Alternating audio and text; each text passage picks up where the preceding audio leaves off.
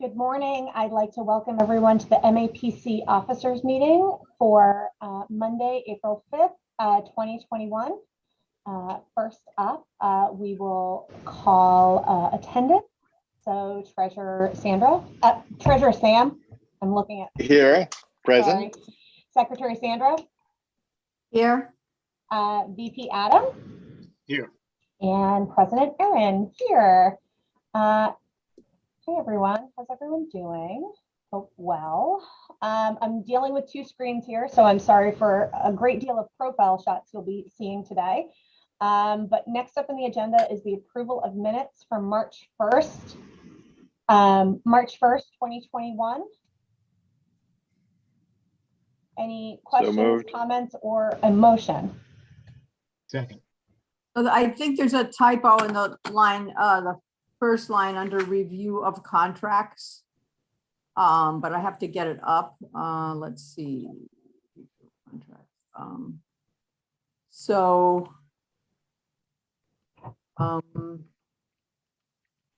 Just says, okay, I'm looking at my version, which is different. Sorry.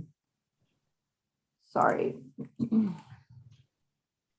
want us to call it up separately, Sandra, and maybe you'll remember approximately where the typo is. Yeah, no, I do remember. It's the first line under review of contracts. So if you want to call it up, that would be helpful. Sasha, would you be able to do that? We're looking at the minutes from March 1st, 2021.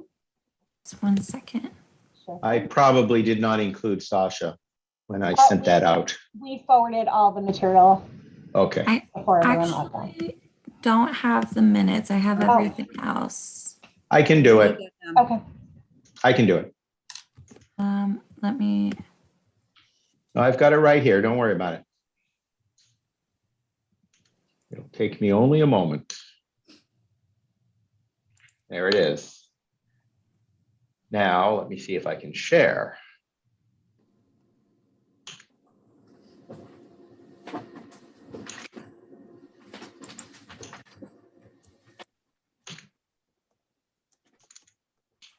How's that? Can you see it?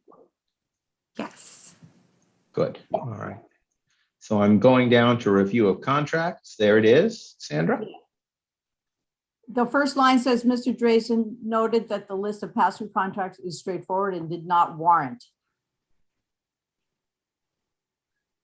I assume that did not warrant conversation, discussion. Let's say conversation. Okay.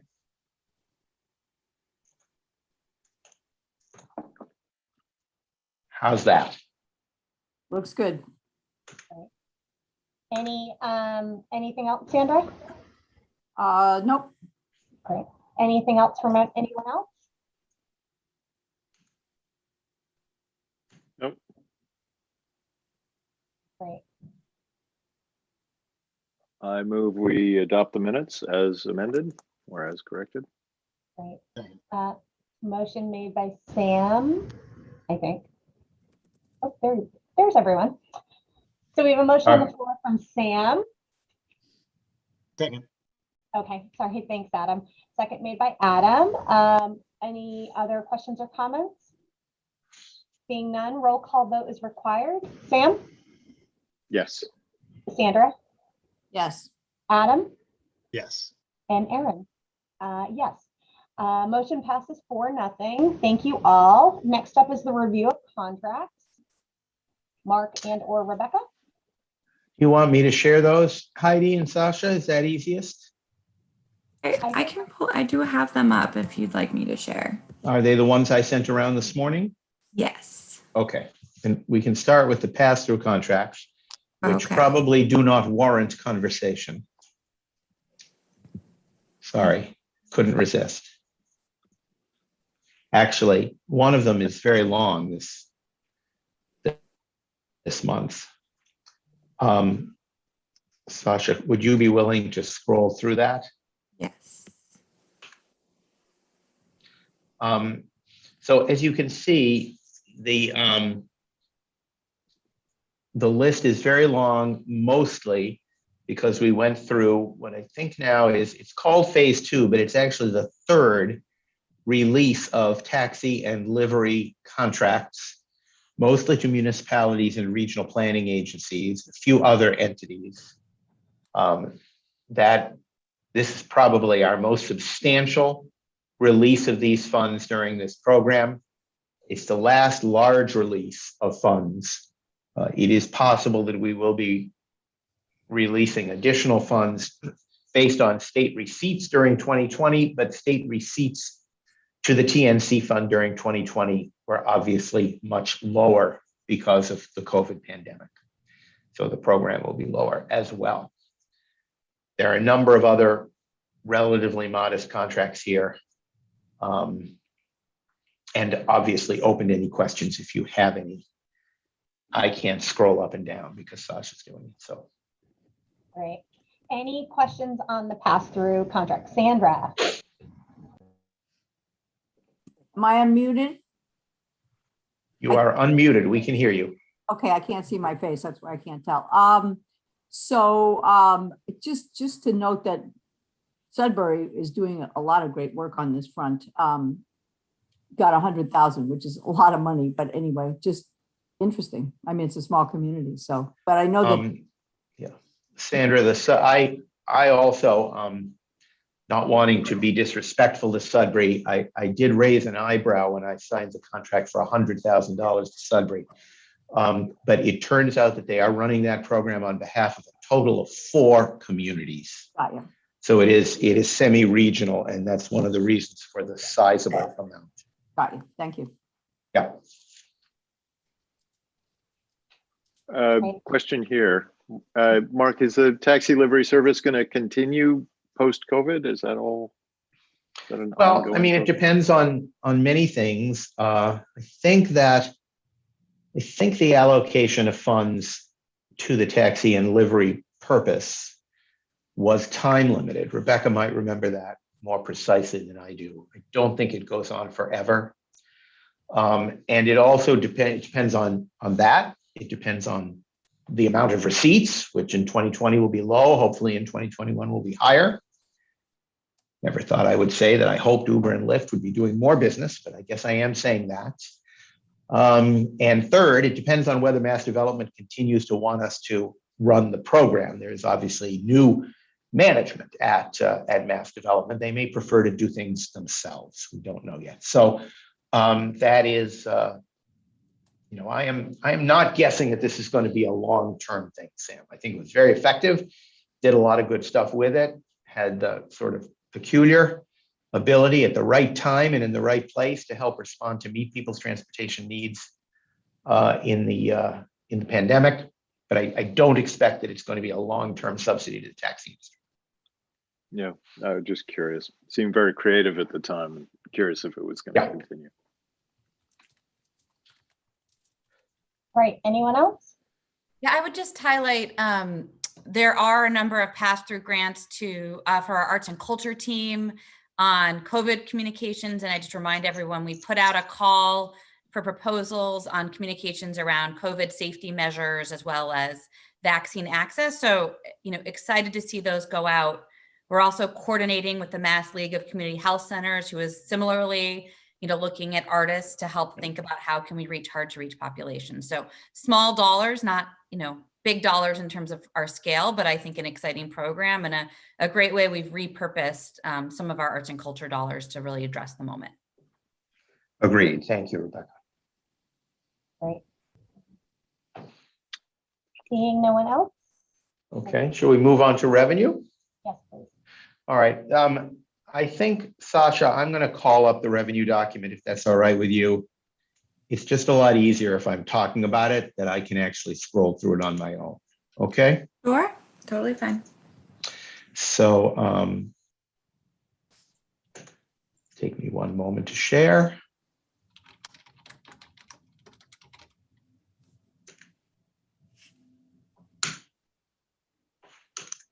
There we go. Can everyone see it? Can folks see it? Yes. Okay, good. Yes. All right. So we'll start with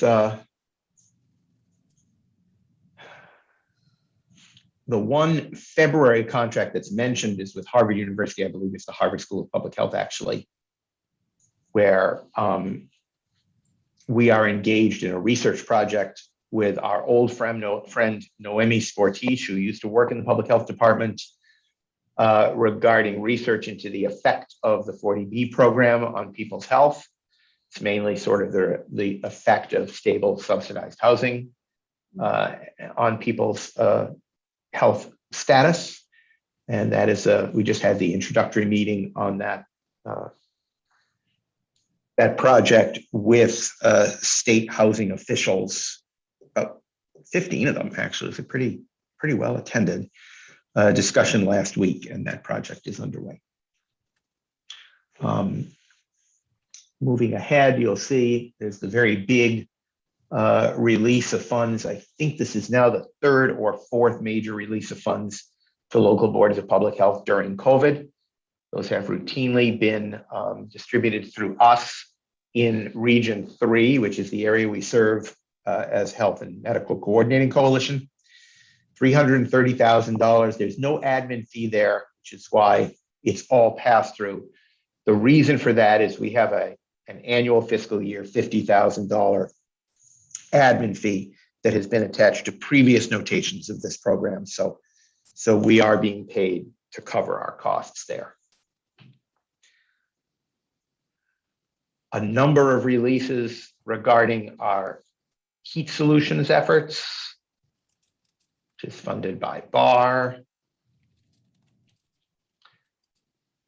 A few scope changes, a few amount changes and deadline changes, and a couple of new housing production plans, hazard mitigation plans, etc. Okay, fairly small list of revenue contracts this time. Most of the signing was in the pass-through category. Are there any questions? As always, I have just a question on your first one, the 40B. That sounds like it might get controversial about how helpful stable, or maybe it's not. Maybe it's everybody agrees that stable housing is good for your health. But I'm curious what your thoughts are about that. I don't know that it'll get controversial. I mean, the one thing that I've said to well, I said a number of things to the researchers, but one thing that I said as they were clearing the scope for this project is that you could do an analysis of a variety of housing programs to determine whether or not, I'll use the same term I used before, stable subsidized housing is a contributing factor to people's good health. I'm not sure that it depends explicitly upon what the program is, although the health researchers did point out that 40B housing tends to be more dispersed across the region, including in higher opportunity, so-called higher opportunity communities and communities where the overall health determinants are better. Whereas other forms of subsidized housing still, unfortunately, despite many of our efforts, continue to be concentrated in relatively poor neighborhoods and in relatively poor communities. And that is a particular factor which I think people are going to look at here. This is a really kind of an amazing team of people from a variety of institutions that are working on this project. Every single one of them is a lot smarter than I am. And we're looking forward to the research. I think finally we've gotten the state to be excited about it. Initially they were wary. And now it looks more likely that they will be willing to share anonymized data with us. And that's actually one of the roles that we're playing. One of the roles that I'm playing is to try and encourage that to happen. It sounds very interesting. And I'm curious, who will be the author? Is it going to be Harvard School of Public Health, or is it MABC? It's the Harvard School of Public Health, yes. And a few other institutions. I think there's MIT involvement as well, and several others. Interesting. Well, it sounds very, very interesting. Yeah. Sandra has a question. Yeah, that sounds amazing. It's sort of like the move to opportunity program in some ways. But anyway, I just wanted to comment on the Somerville grant. that sounds really great too. Even though it's relatively small, it seems like something that would ramp up, depending on what happens with that. So anyway, it sounds great. Rebecca can say more about the program overall. This is only one of them, I believe. Oh, you're muted. This is separate from the bar program, but we It have been, is, okay. yes. Sorry. No, it's okay.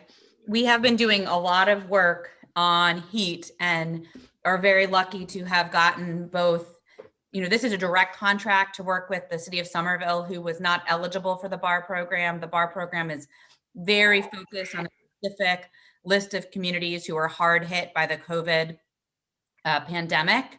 But we have brought other communities like Somerville, Cambridge into the conversation, who are also working on heat related activities. And it's one of 4 major heat projects we're working on. We have a bar funded project, and then there are actually 2 MVP funded projects, one actually led by the town of Arlington, and one led by us and the city of Cambridge. So a lot of exciting work happening in this space that our public health, environment, and clean energy teams are all working on.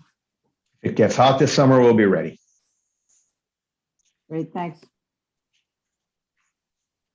Any other questions? Not seeing any, so thank you. Mark, we're all set. Okay. Screen. Great. There we Next up go. is the thank you. Next up is the hiring and staff changes. Rebecca's on. Yeah. So Mark and I continue our process. We are in a process of continuing to fill empty positions and, starting to fill a few new positions. We have Allison Zimmon starting as one of our new council, taking over for Rosalind. And she comes to us, actually, she has an interesting labor background, having both worked for the Mass Nurses Association and then at a firm that does a lot of labor law. So I think, mainly she'll be involved in, contract review and in general legal issues for the agency. But I think she brings some interesting knowledge as we think about helping our communities think about arbitration and other processes. So we're excited to have her join. Mark and I, we have 2 offers out, one for a clean energy position and one for an economic development position. So we should hear today on both of those. And then we are doing finalists soon, I know, for another housing position and another land use position. We do have our new director of equity and culture out on the street so far. Some good applications, but definitely not the number that we're looking for. So we are really trying to think hard about our strategy for recruitment there, and including probably looking at maybe a reposting. But I think for any of you, if you know anyone or want to share it with your networks, this is going to be, I think, a challenging position to fill. A lot of folks, I think, are looking for, there's a lot of hiring in this space. And so, obviously we're competing against private sector salaries, but really hoping to get a great person in on this, and we'll do a serious hiring process there. That's what I have to report. Any questions, Sam? Yeah. So, curious, and maybe this comes up in some other part of the agenda, but it sounds like the federal money is about to start flowing. Maybe it already has. What are you all thinking about all that? Is that going to require more people, I suppose? Or is it not? Is it not something that's going to impact MAPC directly? And I'll let Rebecca go first on that. I mean, yes and no. I mean, for example, one of these economic development positions is, this is actually state money, but we have a number of large contracts to do recovery planning with our communities. And so our economic development team, we need to grow that team to help doing that work. There is no direct money that flows to MAPC from any of the federal bills. So it's not like there is directly funding coming to us. I do think that our communities will be looking for support and thinking about how to spend the money wisely. And we are already starting a number of regional conversations, really, how can we have an impact with the dollars that are coming. It's a kind of, once in a, I don't know how long opportunity. But it's yet to be seen, I think, how much of that actually results in the need for additional staffing. At the same time, we have a tremendous amount of work to do. And we have now, I think, in record time, we have filled all of the positions, Sam, that we put in the mid-year budget, which for the most part, filling positions that we had lost through attrition, but did include 2 new positions. And I think kind of thinking strategically about what the other new positions we might need for next fiscal year will be a really critical part of the FY22 fiscal year process, which is already, we already have to start. So, so that, I think that'll be a really important part of that conversation. I would imagine there will be, a small amount of growth there that we need, particularly in our planning departments, to meet the requests that we're getting from our communities. But I don't, it's not going to be a huge percentage is of increases, but some, key positions I think are really needed to meet the flow of work. And we're getting a lot of requests from our communities. Yeah. I'll just give an example. Last week, I got an email from the town of Milton saying they were understaffed to complete their East Milton Square visioning process. And they wonder if we could use another $50,000 and do that project right away. And your answer was what? we don't have any staff. I assume. Honestly, the answer from Mark was mainly, we're pretty busy right now, and I don't think we can do it right now. And I asked him to go back and look at that and see if there's some way that we can do it. But I always tend, it's not a right or a wrong situation. I tend to often feel we're understaffed, and I sometimes say I worry more about being understaffed than underfunded. In part because funding happens, you can gain or lose funding very quickly. You can't staff up very quickly. It takes more time to do that. So, we had a situation in land use. We have one planner who, due to visa status, we may lose. It's very sad. We don't know. We're still working on it. These things happen. And I also, I worry a little bit about whether or not the pandemic ending is going to result in people, just some number of people reshuffling their lives and their work. I keep, we had a fairly significant loss of people early in the pandemic, and that's really slowed down. It's actually been very stable. I think for the last, maybe I'd guess, Rebecca, 8 out of the 12 months, I would say it's been quite stable. I keep worrying that, as the pandemic ends, 6 people will decide, well, they'd rather do something else, or they'd rather be closer to family. And we'll get into a question of whether they can do that, which they might be able to, but not everybody can work outside of Boston. So,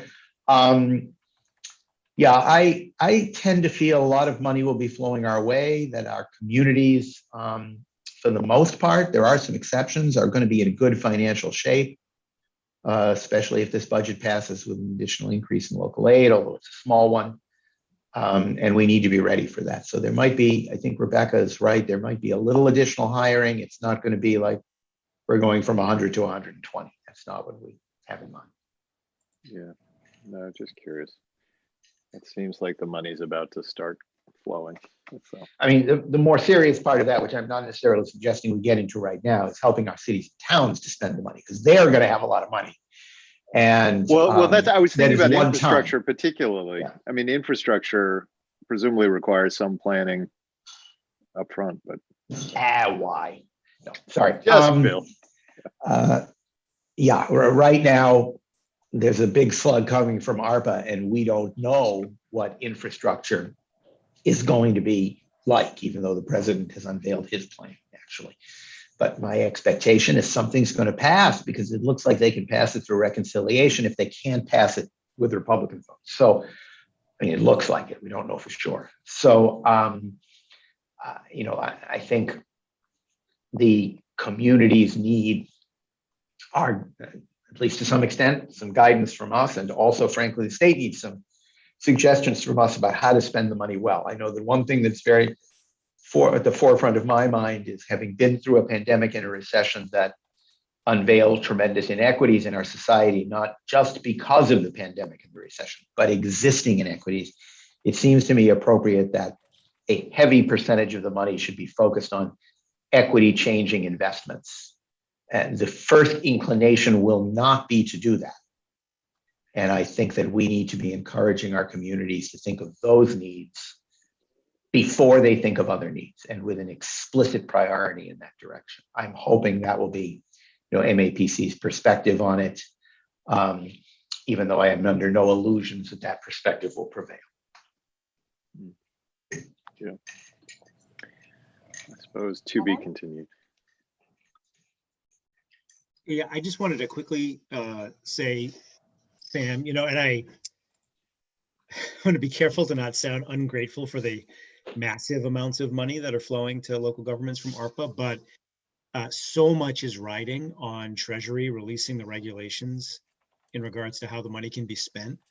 Because I think I can pretty confidently speak for most of my colleagues that we get these 4 buckets and we have no idea what we can spend this money on.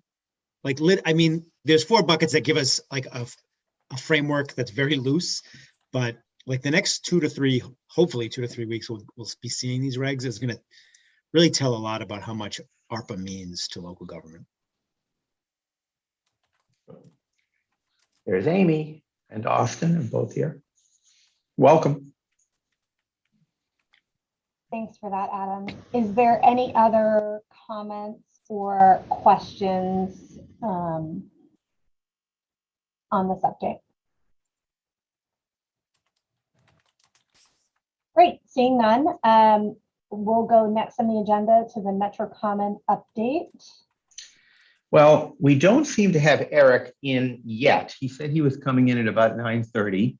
Maybe since we have Austin and Amy, perhaps we should do that item, the project update, Erin. Yeah, that's totally fine. So if it's okay with everyone, we'll skip ahead to the project update. So Amy and Austin, welcome, and take it away. Great. Well, thanks for having us. For those of you Austin, do you know everybody? I don't believe so. I think this is my first officers meeting since Yes, started. I think it is. So well, I'll introduce you first of all. Everybody knows Amy, our Assistant Director of Municipal Collaboration, and Austin is, I don't know Austin's title, unfortunately, but he's a high-ranking person in the Municipal Collaboration Department. He runs Shannon. He did a tremendous amount of work helping and supporting the Health and Medical Coordinating Coalition during the pandemic. And he is also one of the key people in terms of implementing our Homeland Security programs with the regions. So I think Austin is going to be speaking with us today about some work that has been happening in the Shannon program. Correct. And we can, if I could ask, Erin, maybe you could start at the offices to introduce themselves. Sure. Hi, Austin. Hi, Amy. I'm Erin Wortman. I am the delegate from Stoneham, but I'm also MAPC president. So I'll send it to Adam. Adam, if you could intro yourself. Sure. Hi, Austin. Hi, Amy. My name is Adam Chapdelaine. I serve as the MAPC vice president, and I work as the town manager in Arlington. Very nice to meet you virtually. Likewise. Sandra? Hi, Austin. I'm Sandra from Bedford, the secretary, and I'm chairing the Council on Aging board, and I was on the planning board for many years. And Sam. And hi, everybody. I'm Sam Seidel. I live in Cambridge, and I'm the treasurer of MAPC. Been on the exec for a while now. Right. All right. Okay. I think Thanks, we're all everybody. introduced. So Austin, take it away. Absolutely. Well, again, thank you for having us. Thanks for putting us on the agenda. As Mark said, my name is Austin Murray. I work as the site manager for the Metro Mayors Coalition Shannon Grant site, which I don't know how familiar we all are with it. I'm sure we pretty much know what it is, but it's Cambridge, Chelsea, Everett, Malden, Quincy, Revere, Somerville, and Winthrop, who kind of collaborate on the Shannon Grant. It's kind of interesting. We're one of the really last remaining regional sites for the Shannon Grant.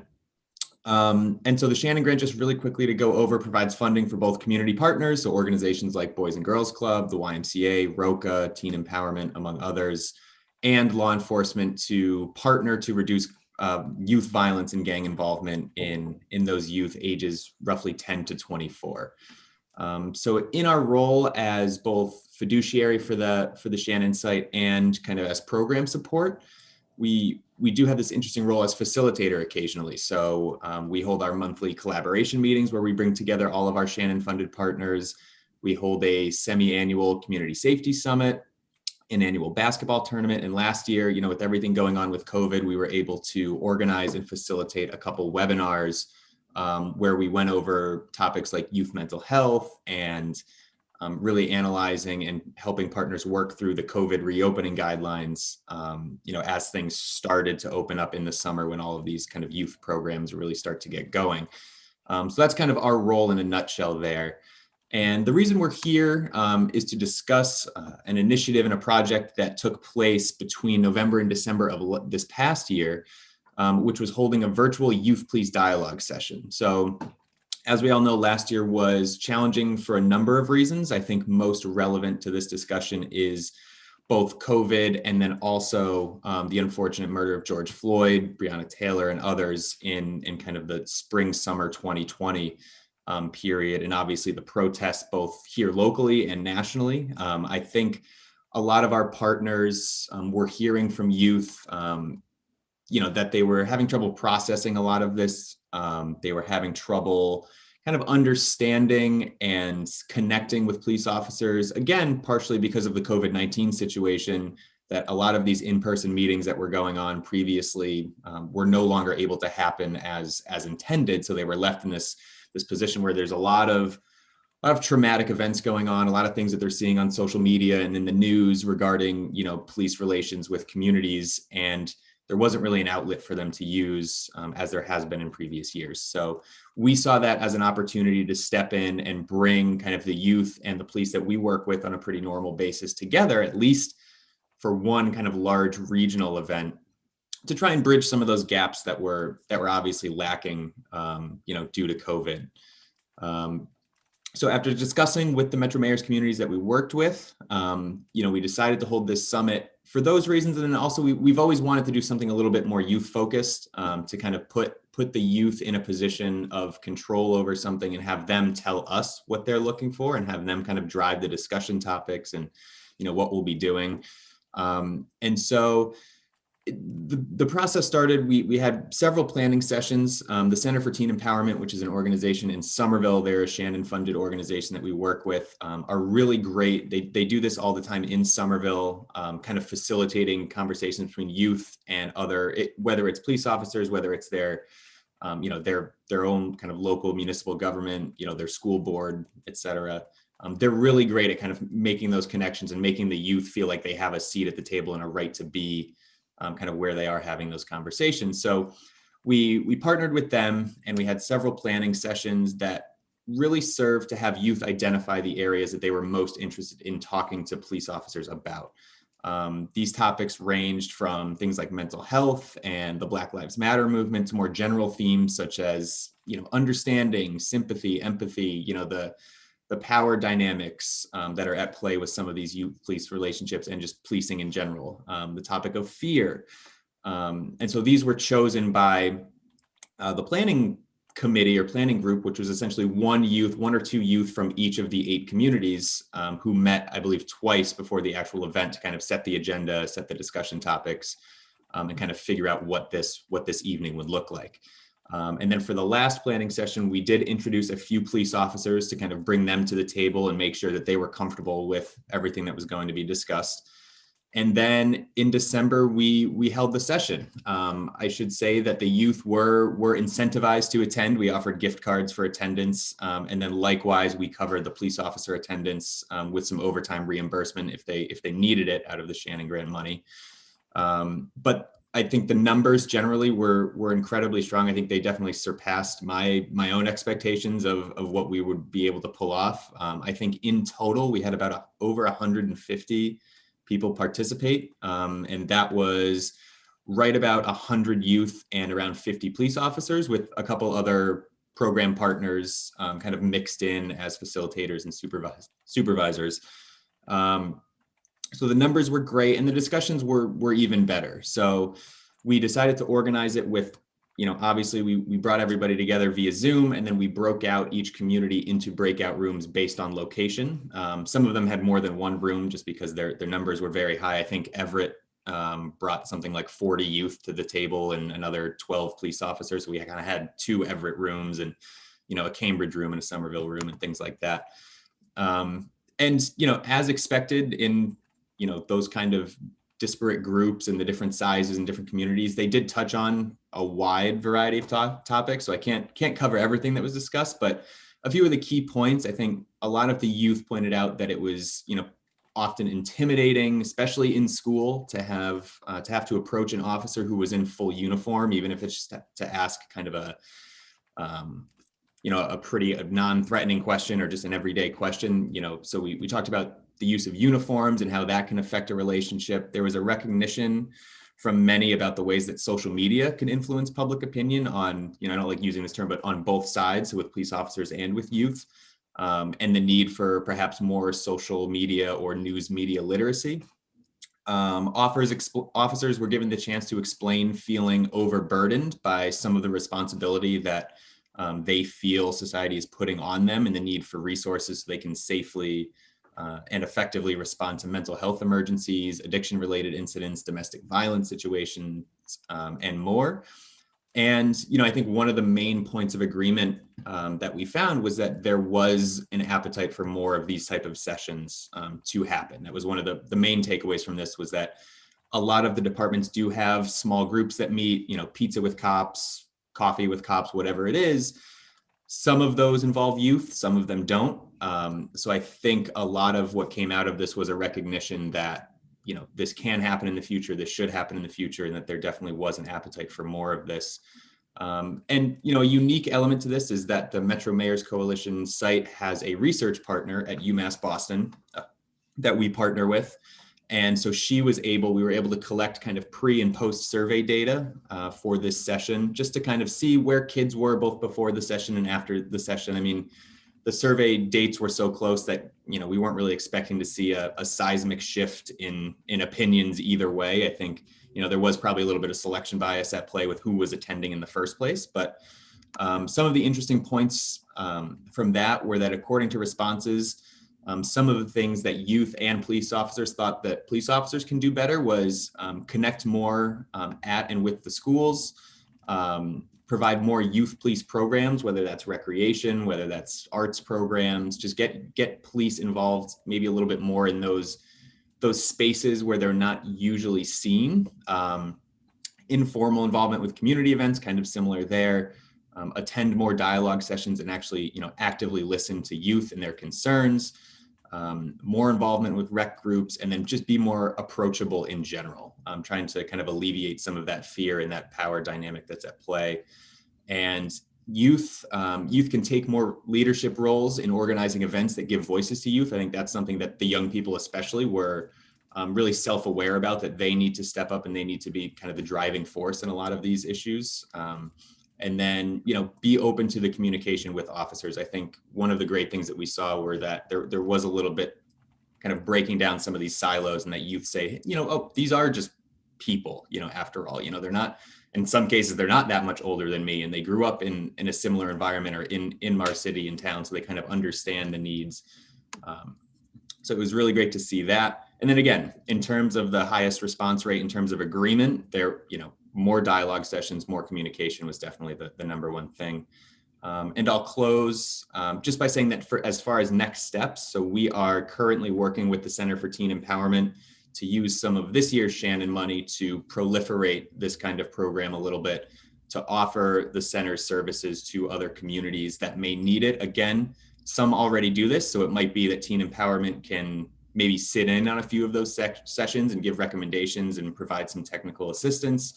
Otherwise, I know there are a few communities that don't currently have a forum that regularly meets for youth and police to discuss. So they can maybe step in, hold several planning sessions, and kind of get the ball rolling on that and maybe establish something to that effect. So that's really where we are. And if anybody has any questions, I'm happy to answer. Or if Amy or Mark want to jump in, feel free in case I missed anything.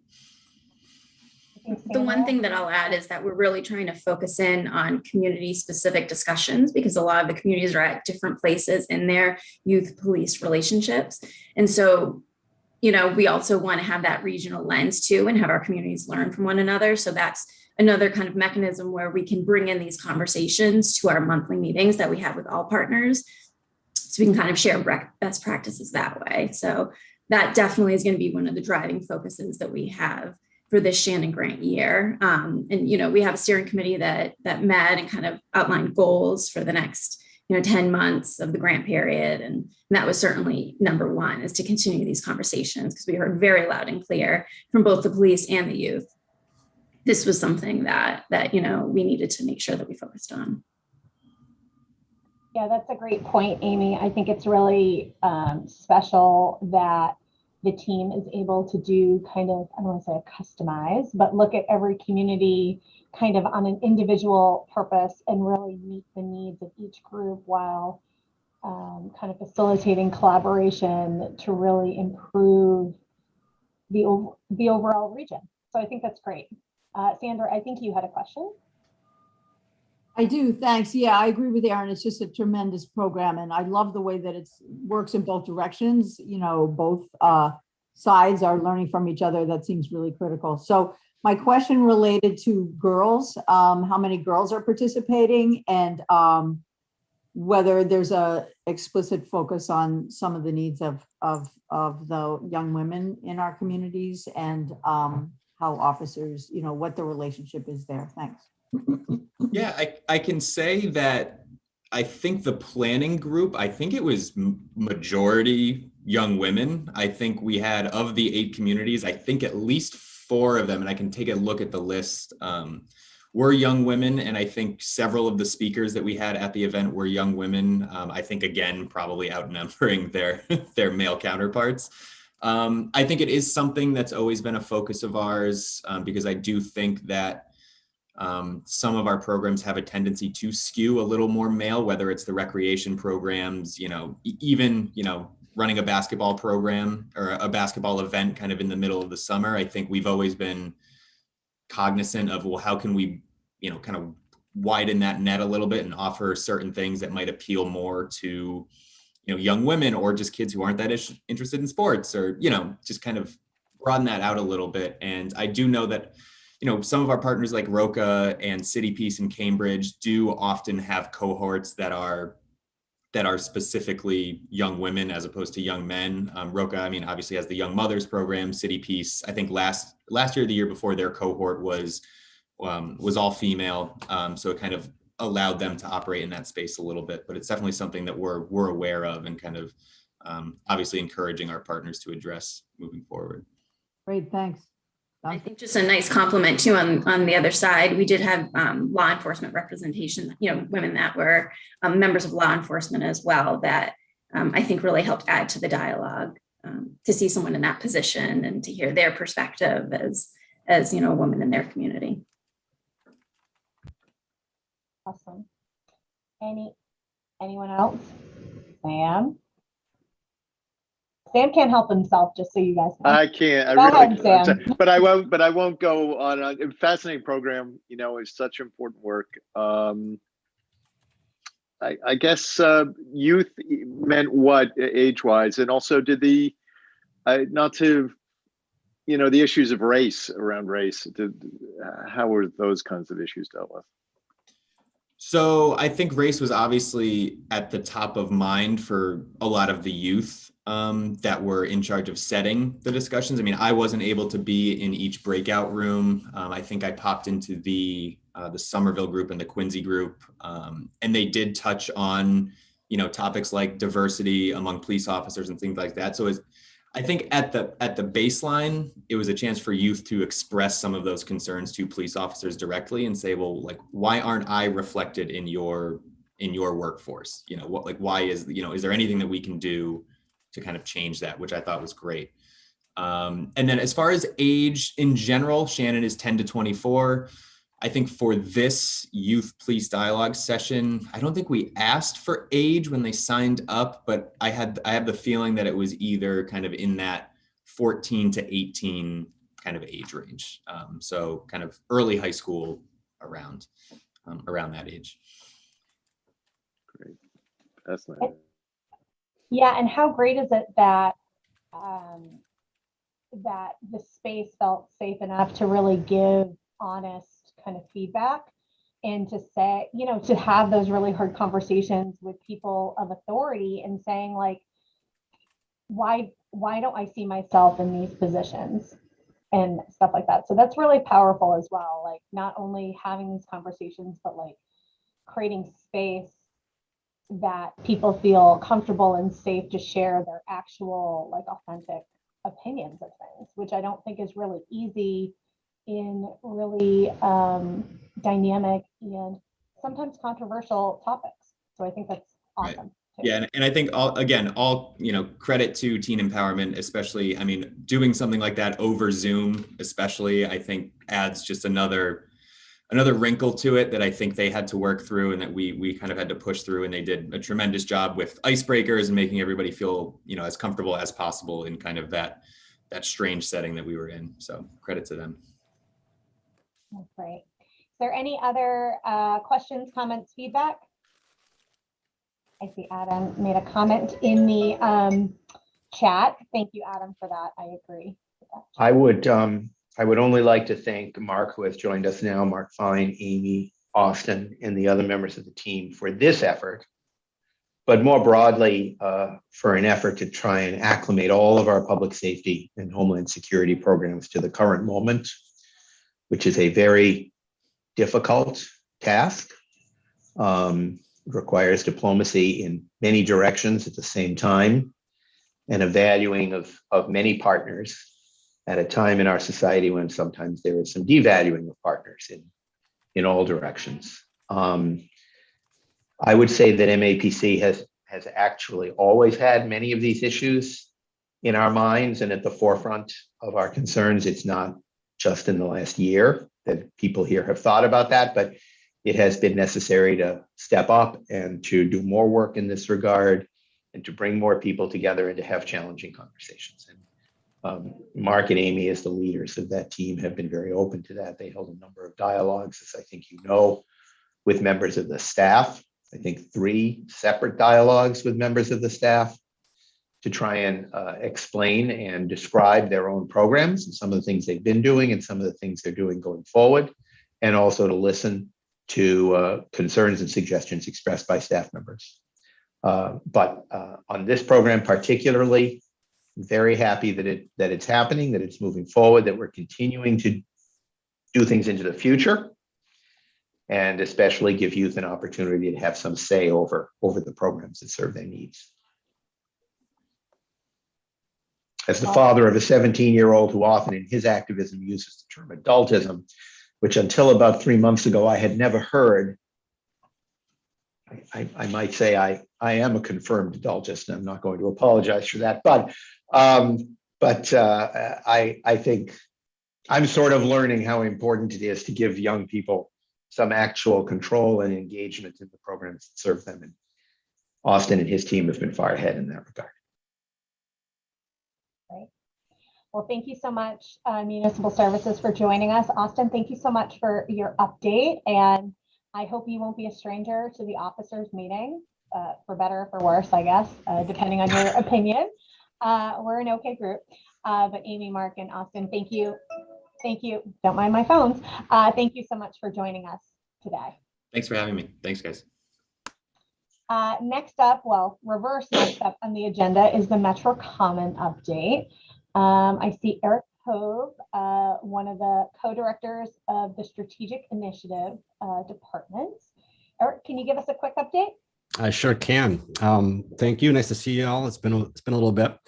We're in the last few months of producing the regional plan update, Metro Common 2050. It's been a busy spring already. Just wanted to start off with kind of an update on an overall timeline, what we're thinking. We're still aiming to kind of land the plane, so to speak, at the end of June with the draft plan. Just last week, we made a couple adjustments to the last 2 external advisory committee meeting schedules. We're going to be meeting at the end of this month really kind of right before MetroCom in May, which I'll give you an update on.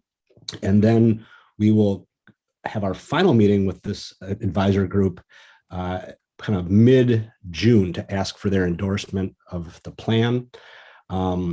We're planning to bring the plan to the executive committee in July for their recommendation endorsement, and then shooting for the council meeting in September for the actual request for adoption by the full council. So that's really kind of the time frame. The next couple of months are going to be extremely busy. Right now, we're really focused on engagement. And Sasha's been in the middle of this, helping coordinate and set all these focus groups and mini grant focus groups up. But we're really focused on the policy and recommendations engagement. We have 20 chapters of recommendations, and we've been usually pairing a couple of chapters together with the focus groups, with experts, grass top leadership, seeking their feedback. On a parallel track, Emily's been leading up the engagement with underrepresented populations through grants to community-based organizations. Had a couple of in Spanish focus groups with Union Capital Boston. And we have a few additional focus groups over the next 2 months with that stream of engagement. And this is all leading up to what we're calling MetroCom in May. It's really kind of the last big push for engagement, primarily focused on the recommendations, but our plan is to kick off the MetroCom in May with the release of the documentary. Really excited about that. Really, I think really a nice piece of work, and really gonna have a kind of a big social media push. We'll have all the recommendations available on the hub through a survey, basically asking for anybody that's touched the MetroCom process in the last 3 years. Will be going back to saying, hey, this is the last chance to weigh in on the recommendations. Tell us what we got right. Tell us what's missing. Tell us what adjustments should be made. And then we'll be spending really June incorporating all that feedback and assembling the final plan. A couple other events to mention in May. I think probably the final research release event prior to the end of the fiscal year is Retrofitting Suburbia. This is a work that Chris Kushel and others Chris has really been leading it, but with support of others. This work looks at underutilized commercial space, especially strip malls and other kind of low density commercial developments region-wide, and looks for opportunities for redevelopment, basically estimating what kind of new commercial and residential numbers could go into these places. So I'm really looking forward to that. It's going to have an interactive website that planners can use to explore what those opportunities are.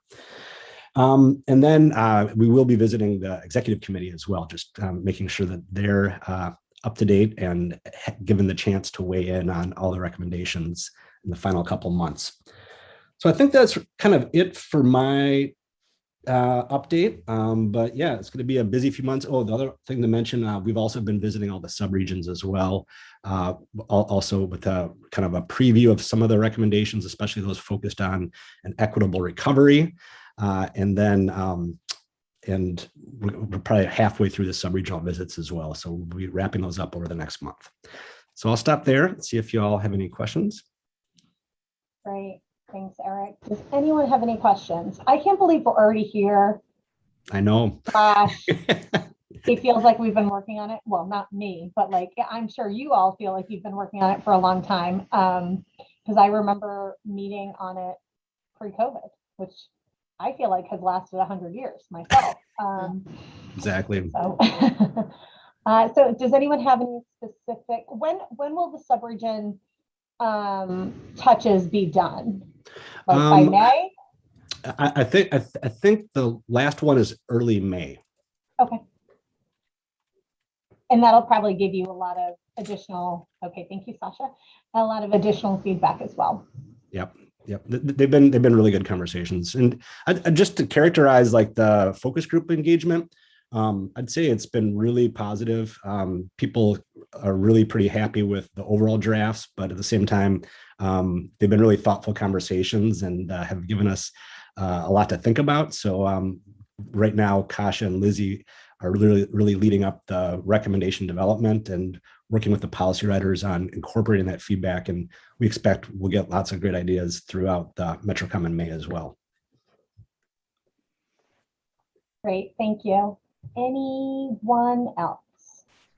I've always got a question. Oh, Eric, what about the digital divide issues and digital infrastructure? Do you guys get into all that? Yeah, we do. It actually shows up in a few places. This was one of the recommendations that came out of the CEDS, the Comprehensive Economic Development Plan, that is kind of nested within Metro Common. So the digital divide definitely shows up there in terms of economic development, also through some of the education recommendations, and then in the dynamic and representative government recommendations, just in terms of kind of let's continue what's working, what we've found with remote participation. So it shows up kind of in a few places. Yeah, it just seems more and more important.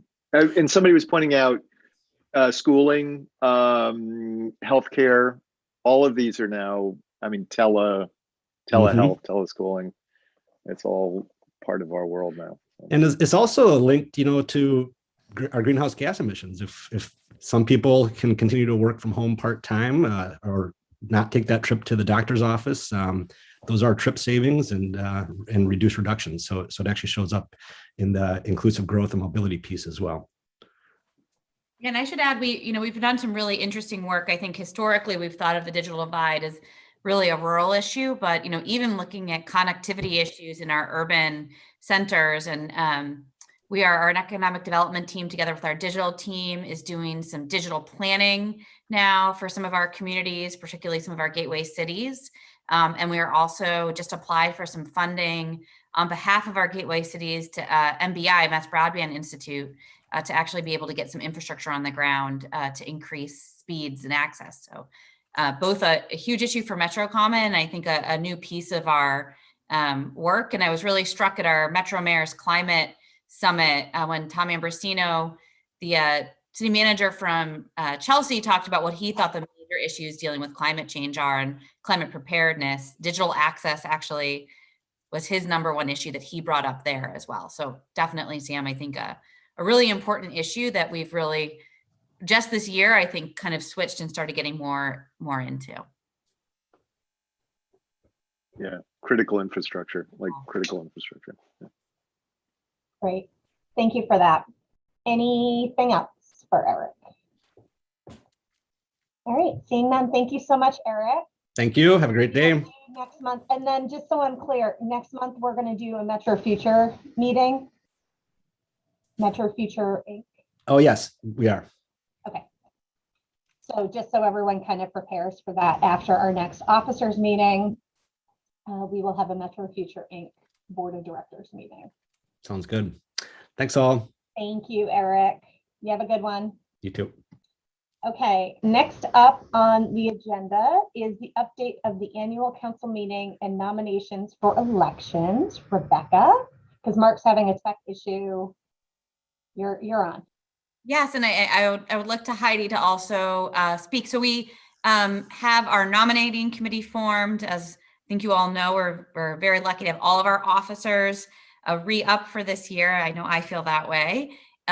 We are really still looking to get nomination forms in for executive committee. And I think particularly this year, we might need a little help, as normally, we have those forms available for folks to fill out when they're in person. So Heidi is working on getting those in, but we'll bring this up at executive committee hopefully this month. We haven't gotten the same number of folks putting their names in as we normally do when we're in person. I have a question actually on that.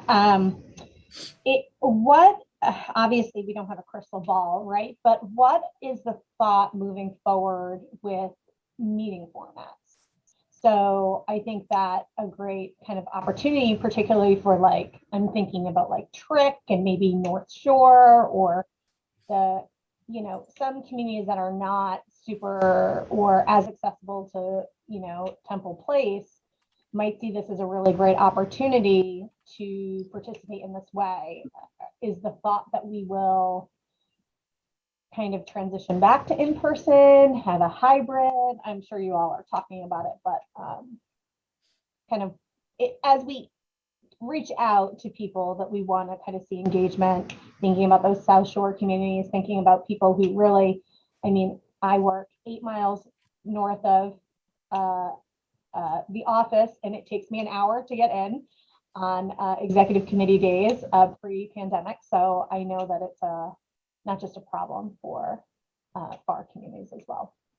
Yeah, I think one, we are working on legislation because, right now we're able to meet this way because of the governor's an executive order because of an emergency. And so we would need statutory changes to the open meeting law in order to be able to continue to have kind of this remote format moving forward. It's important for MAPC. It's important for our communities. I think a lot of them have found that, either a hybrid or, some sort of virtual format has had more participation. And so that's a big hurdle kind of as we think about moving forward. In the near term, I can't imagine that we're actually going to be doing anything but remote. I mean, even as we've told all of our staff that no one's going to be required to be back in the office until after Labor Day at the earliest. And we're not saying they're coming back after Labor Day, but that's where we are. And I think that, we have to figure out getting our staff back together first. And is it okay to meet before we move there? Our community engagement team is thinking a lot about what hybrid meetings need to look like. There's a lot of power dynamic. It's actually very different even than a remote meeting. It's a whole other set of rules or best practices, but they're ahead of the game and already having that thought about what that would look like. We are really continuing to push for, some sort of virtual format. And I would imagine that hybrid would be something we were looking for executive committee. At the same point, I know part of the fun of being on executive committee is getting to interact with folks. And I know I personally, and I think all of you, I really miss the informal connections that you're able to make when you're sitting around the table, eating lunch together. And so we'll have to figure out some way to bridge that. But those are the thoughts so far. And the legislation is going to be critical, if we're actually going to be able to keep some sort of hybrid piece or allow people that don't have time in their day to come in participating remotely. We need that statutory change. Great. Thank you for that. Sam or Sandra? Oh, look who's back. Hey, Mark. I'm fine. I'm good. So I would apologize, first of all. I refer to it as a technical difficulty. It was very technical. It's called tripping over the wire and sending the computer and the coffee flying through the dining room. So I gotta say, I love your rug. I love your rug. And keeping the camera on at the same time. I know. It's fine. We're only a So apropos of that, I'm ready to get back in a room with people as soon as possible because I can't stand this. But the legislation that Rebecca mentioned, I think is actually going to be a little difficult and controversial. There are partisans in favor of traditional sitting down and having public settings and feeling that the open meeting law is only expressed through that process. And then there are other people equally as well meaning that are really on the other side and feel that remote participation is a way of opening up communities and getting people involved who were not able to be involved before. And there's some truth on both sides of that dilemma. Although it would be nice if the legislature thought predominantly about what makes regional planning agencies work best, they will probably think most about what makes local government work best. And I know there are communities where this new system has really been used as a way of opening things up. And there are communities, I'm sure none of yours, where it has been used in the opposite direction and where people sort of, they hold the virtual gavel very tightly and people don't quite have the same opportunity to participate if they're not in line with the governing structure within the community. They just don't get called on very much. And And both of those extremes need to be kept in mind. I imagine we're going to end up somewhat in between. I'm sure we're going to have, more meetings virtually, and certainly have meetings with the virtual option. I am hopeful that we are not going to simply do that all the time and never see each other physically.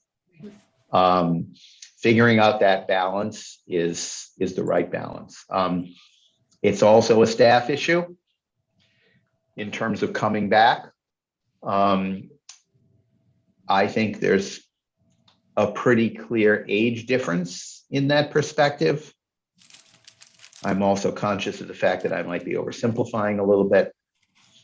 I think the age break on how people feel about this is actually a little lower than some people might think it is. But at the end of the day, one of the most important things our staff does is to participate in and facilitate public meetings. And there, we're going to have to follow the lead from our cities and towns, because we have to participate in whatever the format is that they're sanctioning, whether it's all public or virtual or a hybrid between the two. We have to fit into that, not the other way around. So, we're obviously doing a lot of discussion about that and trying to figure out what the best way is to accommodate it. The only thing I would add is it also applies to the state, and I'm hoping maybe on this case, the state will be on our side. In the state bodies that I participate in, if you think about the FMCB or the global warming, the clean energy plan, I mean, we've had hundreds of people be able to participate in state government in a way that I've never seen before. And so I'm hopeful that it's not just local meetings and boards that we have to think about, but all these state processes as well, which I think even legislators hopefully have seen the benefit of the level of participation you can get when you have something virtually. It's been pretty amazing, at least from some of those state bodies. So yet to be seen, and we also at some point, I know we've talked about it, but I think we could be creative and, think about some sort of way to get together outside at some point in a hybrid way. We should utilize the summer to our advantage and the nice weather, hopefully. So. Totally. And I did receive last week the MPO survey, which I really actually appreciated as a municipal kind of stakeholder, kind of getting my feedback. I have a lot of opinions always, but it was nice to kind of share that feedback and not operate under assumptions, even if it requires a legislative change or a future, policy change. I will say that I hope that if there is legislative change, particularly if we move toward a hybrid opportunity model, that there is significant training. I feel like I'm pretty tech savvy, and I feel like I've run meetings quite a bit, but I would definitely need some training on running hybrid meetings where we're in person, but we're also, having remote participants, just so there's more equity in conversation and more access for discussion for all participants, because I know that I probably have biases when it comes to in-person participation, even when we have people calling in. Like, I always look around to get feedback before I even check on the phone if someone else has feedback. So I would hope, and I'm sure there is significant conversation on that, but I know for me, even though age might not impact me when it comes to like this digital kind of conversation, I definitely need more assistance, or I would like more assistance when it comes to that kind of thing, because I do want a well-rounded participation in whatever meeting setting I'm in. So just some thoughts on that. Okay. All good points. Oh, thanks, Mark. No, sure. We got to take these things into account, because we need a training to do what we do now, and people are going to have to be trained to do hybrid, which is even more difficult. So.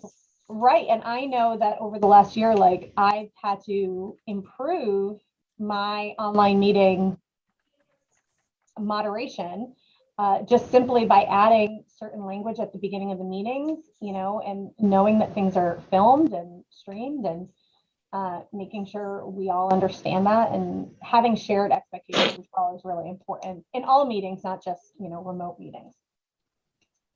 So if that doesn't have any other conversation, okay, great. Next up on the agenda is the executive director's review. So this item was done last month. Check. So thank you. Well, we're Oh, I don't starting think so. with that because your contract was done. Your review is pending, right, Mark? You are in the process of updating your Right. review.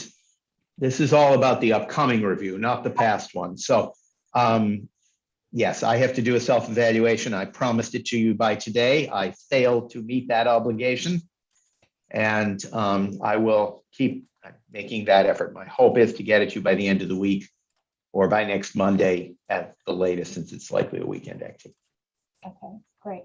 Something I kind of want to talk about just really briefly. I know that with regard to the review, because we've had significant conversation over the last couple months, particularly, and MAPC has hosted webinars on this and kind of talking about the changing environment and just different things that we've had to do to address our employees. When I say our, I mean our collective employees, like whatever organization we're in, and kind of making sure things are progressing in that way. So I guess I would like to see, Mark, maybe more tangible,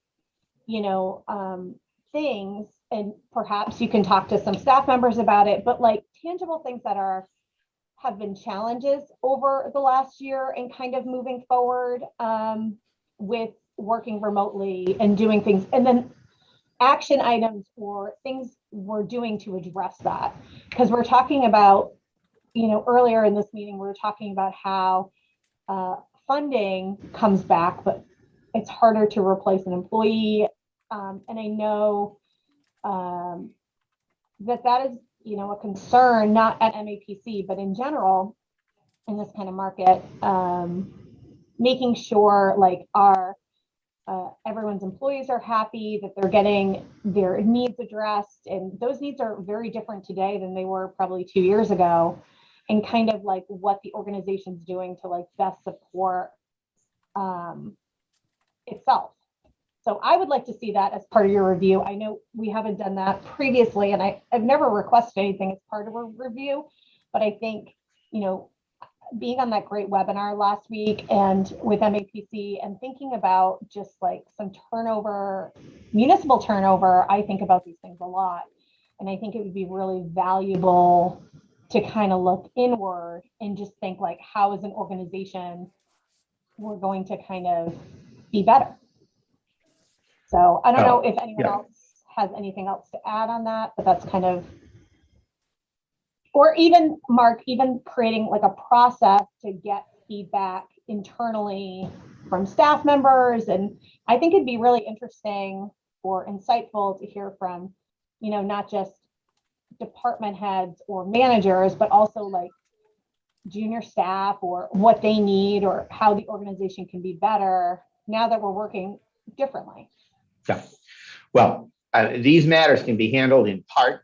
You can put anything on the agenda for my review that you want, because I'm ultimately responsible for it. At the same time, I would say that Rebecca, Holly Lewis, Heidi, Emily, a number of other people have been really working pretty aggressively on those issues, and they keep me informed about it, and I have input into it, but they've really been taking the lead since the pandemic began.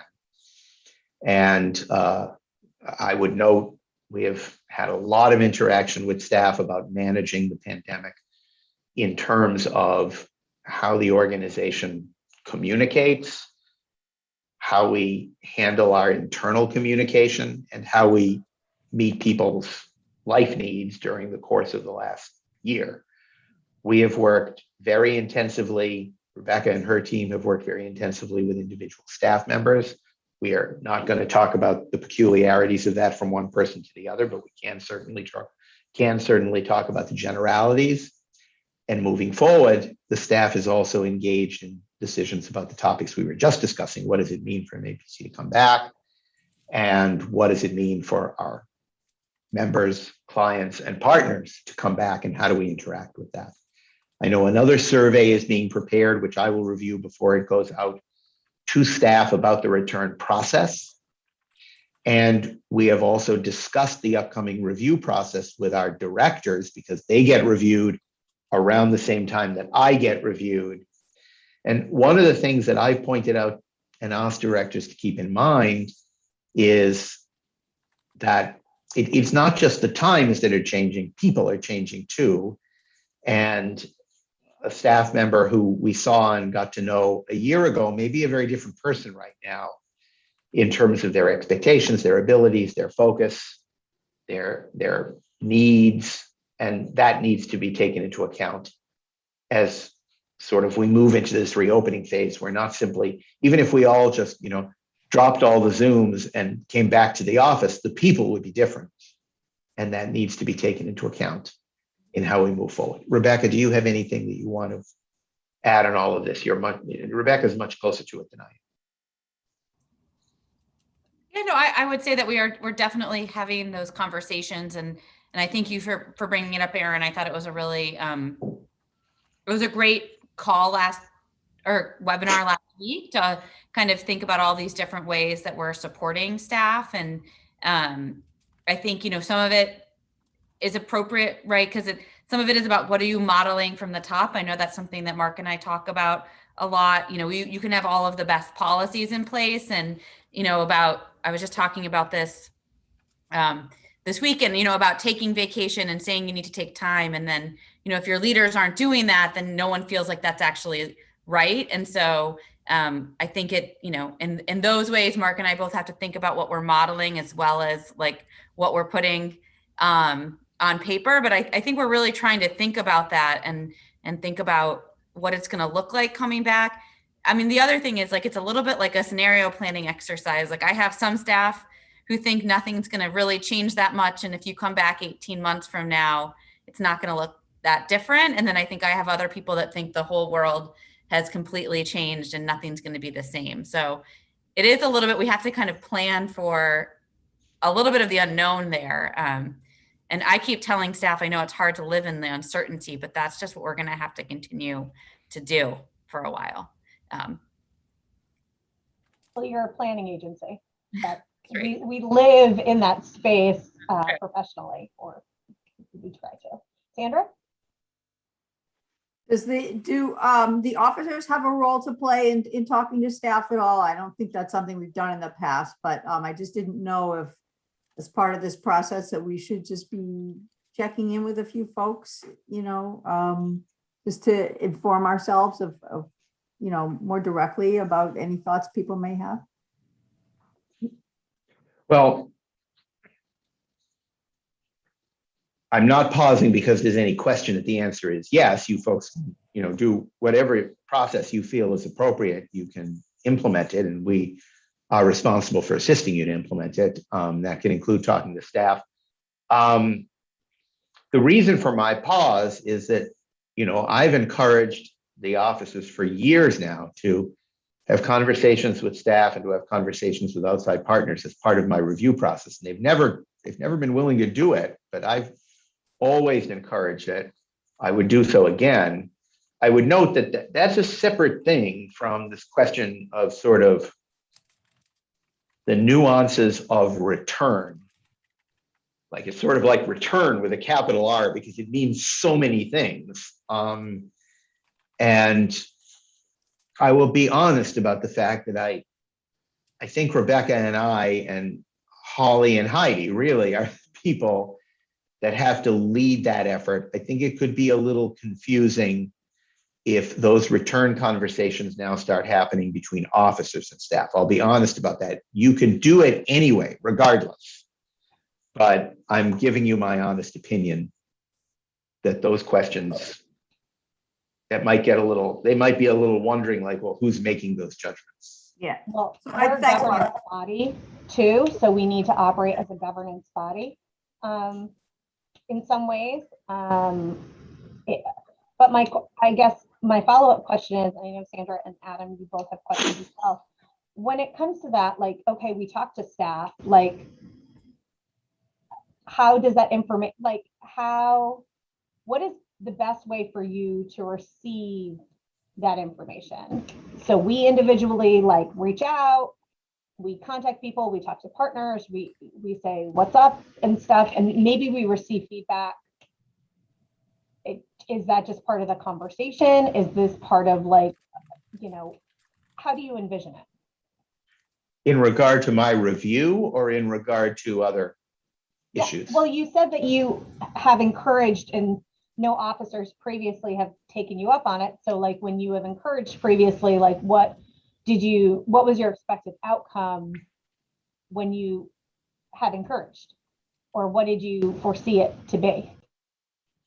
Well, I interrupt for 1 second. I'm so sorry. That was my question, was concerning talking to staff and outside partners about in general, not about reopening, reentry, whatever that was. Okay. Well, honestly, I'd like to have a somewhat more private conversation with the offices about that. We don't usually do my review with other members of staff present on the phone. So if we could, maybe we could finish the rest of the agenda, and then Rebecca and Heidi can excuse themselves and we can have a conversation about that question. Would that be all right? That's fine with me. How about everyone else? I do have a hard stop at 10:30, just for whatever that's worth. Okay. Well, we'll be as brief as possible then. All right. So with that being said, well, great. We're at the other business not know at the time of the posting. I think there was also the issue of the agenda for the executive committee meeting. Is that not on the agenda, or did you do that? Yep. Oh, okay, fine. Sorry. Pardon me. No, it's fine. Sam? Yeah, just we haven't, and this is obviously, hopefully this is quick to respond to, but we haven't gotten an update from you on COVID. We've talked a lot about return and sort of getting back into our old patterns. I'm hoping that there's better news in Massachusetts generally about COVID, but I don't know if you can tell us anything about that we should be aware of. Well, that's not something, if we're going to discuss the other issue about my review, I'm not sure that we can squeeze into 7 minutes. No, I understood. Understood. It just, I was noting that it was not on the agenda, and I'm hoping that means that there's we didn't have to talk. No, it has nothing to do with hopefulness or lack of hopefulness. I think perhaps we don't have a COVID update every single officer and every single executive committee. We try to switch off a little bit. I would suggest that if we could discuss that offline, Sam, either Rebecca or I can sort of update you. Yeah, no, I don't need to know it. I'm noting that we're starting to think about the future, and yet we're seeing news about spikes and returns and all this kind of other news. So that's the only reason. I have plenty to say, but I'm going to restrain myself at the moment. So okay, all right, let's chat. Okay, all right, sounds good. Great. Well, if that is where'd you all go? Oh boy. Okay. Sorry. I minimized I minimized the wrong screen there. So there is no other business except for the adjournment, but let's not motion to adjourn quite yet. We're going to go back to the item number 8, the ED review. And at this time, we are going to say thank you, Heidi and Rebecca. Heidi, I will email you what time we adjourn and what that motion is. Okay. All right. And we're not reviewing the draft agenda for executive committee meeting? We did that? Apparently it was done. Okay. While I was cleaning up the coffee spill. That's what I was told. I didn't hear it, but. I thought we did it. I will check the recording. Okay. I didn't hear it, but whatever. If we didn't do it, it was sent to you by Heidi. Yeah. Okay. I don't think it's a terrible thing if any of you have any, there are no great surprises in it. Yeah. And if any of you have any comments or suggestions, people can send those individually to Rebecca and me. Okay. It looked like a shell agenda, to be honest. Yeah. Yep. Okay. Yeah. All right. Thank you, Heidi. Okay, thank Enjoy you. your extra 4 minutes. And Sasha, just hang with us. Okay. That's Do you want me to turn the live stream off for this part, or do you Nope. want No, me no, to the keep live going? stream stays on. The Yep. live Okay. stream stays on. Thank you for asking, Sasha. And if you want to shut your sound off and in your camera, and what I can do is when we're done with this conversation, which obviously will be in the next 4 minutes because Adam needs to go, I will put it in the chat what Perfect. that is. Okay. Okay, Thank you. Bye, Heidi. bye. All right, So, Mark. yeah, I'll go quickly because I know time is limited. Honestly, it would have made a little more sense to consult with some people on the staff and outside parties in contract renewal. But I think that was exceptionally difficult this time around because we were in the middle of the pandemic. It's a very hard time, I think, to have conversations with people. If you want to do it as part of the annual review at the end of what would be the first year of the contract, then I would suggest that I could suggest to you some staff members and some outside parties to speak to. You could have a conversation with them, and you could amongst yourselves, I don't think I necessarily need to be involved in it, although if you want me to be, that's fine, structure some set of questions, not to limit the conversation, but to guide the conversation. I hate these conversations that are just solely structured on questions with no ability to ad lib. But at least to structure it so that people are asking similar things. And then you could gather that information from X number of staff and X number of outside partners or parties. If you felt when I give you the list that it is inadequate in some way or incomplete, we could talk that through. And in terms of providing feedback to me, I think you should discuss what you learn from those interviews amongst yourselves. And it could be provided to me in terms of what we usually do, which is there is usually both an oral discussion and a written review, although the written reviews have tended to be relatively short, but they don't have to be. And you could provide that feedback to me in that way. That's what I would suggest for the process. I have occasionally been involved in that process as a board member, so at other organizations. Sandra? We check in with Rebecca. She might have a couple of suggestions as well for people. And then also, I'm not sure what our format would be to discuss among ourselves, but I'm sure we could come up with something. Adam? So I'm not sure that we can discuss among ourselves outside of an open meeting. You can't.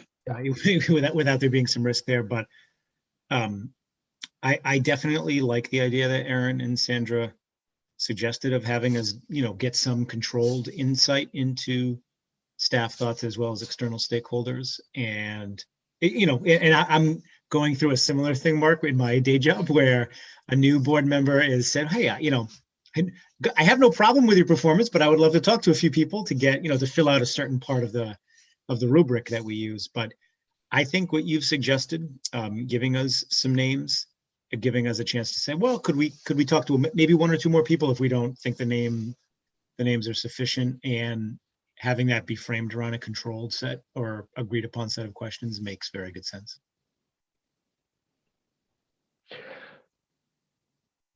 I'm in agreement. Other thoughts? Yeah, Okay. no, I'm in. Okay. I'm in. And I So think what we'll do to make it most expeditious, is everyone comfortable contacting people? Having conversations, contacting? Okay, great. So I'll just, if it's okay with everyone, I'll just assign so there's no conversation. And we'll kind of go from there. But I do think perhaps, Mark, you could send me like the list of people you think would be important to contact. And I'll send it to the group before assignments, as well as maybe some guiding conversations.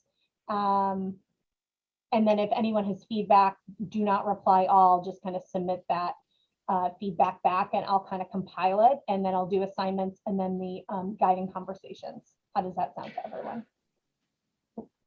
Sounds good. Aaron, question here. Yes. Are you, when you're assigning people, are you assigning in 2s and 3s, or is it individuals talking to individuals? It might be good to have 2 people talk to an individual to get.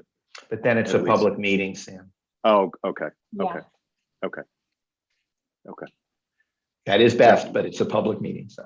Okay. And Okay. then when I submit the list of people and the shell conversations before assignments, if there's any conflicts or people you prefer not to talk to, just let me know at that time. So when I do the assignments, or, you know, if you prefer to talk to certain people, if you have, you know, to just let me know. Preference is one way or another. Sandra? You'll submit the list of people and the list of questions.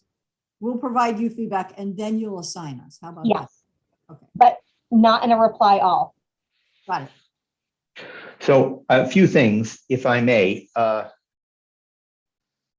not sure that I feel particularly comfortable drafting the questions for you. Okay.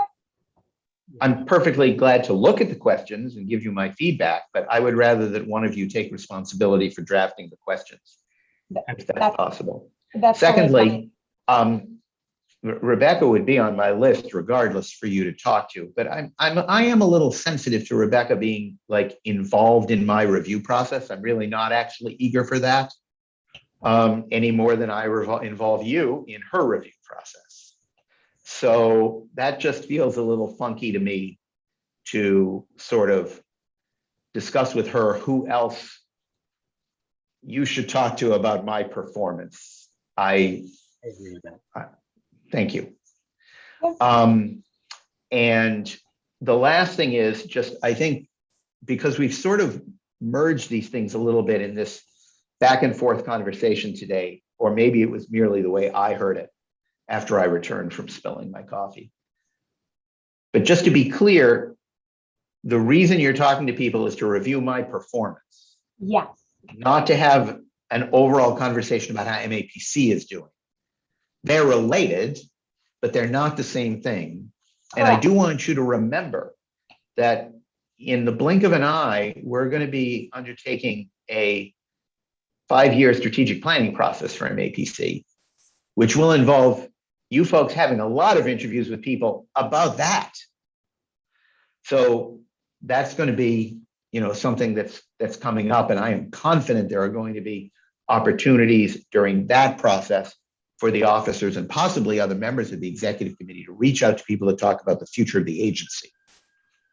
Well, I've got to go, but Okay. I want to, for my part, I'm sorry to jump in, Madam President, but Okay.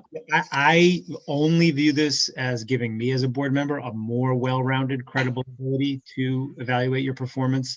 And I, again, relating to my day job, I have no interest in meddling directly in your management of the organization, simply helping to provide a more well-rounded review. Thank you, Adam. All right. I have Thanks, to- Adam. It's fine. You're already late. Thank you. Bye. Sandra, did you have something, or Sam? Sam's on mute. No, I didn't. Thank you to Adam for clarifying all that. I agree. with you. And to Yeah, I agree with those general sentiments all the way across the board. And no other thoughts at this moment. I also, Aaron, maybe this is a question for you. Do we want to time this? So what do we have coming up for you, Mark? We have your evaluation, which is on some time schedule happening now. We did your contract recently, so that's got at least a 1 year, sort of a 1 year cycle before we review the contract, I assume. This is, well, nobody's reviewing the contract, I don't think. You're just conducting the 1 year review. I know it seems like less than a year, Sam, but it's actually a year. Since the contract. Yeah, Oh, the okay. contract- All right. It was done a Okay. little late and then made retroactive, if I recall correctly. It might not have even been done late, actually. I think it might have been finished on time. So, you know, but it's been 9 months since that. Okay. So timing wise, we're sort of roughly in the right window to be Yeah. doing all this stuff. Okay. Yeah. I just didn't want to do it in the middle of the year if it didn't make sense. If that makes Middle of the year is gone. Yeah. Okay. That was All Christmas. right. Okay. Yeah, and the goal is typically before June 30th. We have completely wrapped up the performance review side of things. Kind of thing. And it is separate from the contract because I think they're related, but they're not the same thing. So, and I am probably, because Adam is not here, and Adam's day job is probably has the most review aspects of it. I'm probably going to lean on Adam to maybe draft some questions for us to review. I would think he has the most experience out of the four of us when it comes to this sort of thing. And it just so happens he's not here to disagree. So that's what we're going to do. Okay. And I didn't mean to say, Mark, that you were responsible for drafting the questions. I just miswrote it, that you wanted to create the questions. So, and that's totally fine with me. I think actually how we're going to be doing it is more appropriate. And I share your feedback about the other things as well. Okay. And with that being said, if there's no other comments or questions, I know we're 7 minutes over, sorry. If that is it, could I have a motion to adjourn? So moved. Second. A motion made by Sam, second made by Sandra. Roll call votes required. Sam? Yes. Sandra? Yes. Adam had to step out, and Erin, yes. Motion passes. Thank you so much. I'm just texting Sasha right now so she can come on in and stop our live feed. But I want to thank everyone so much for joining us today, and thanks for really great conversations and updates. And our next officers meeting will be Monday, May 3rd at 9 o'clock. Thank you all very much.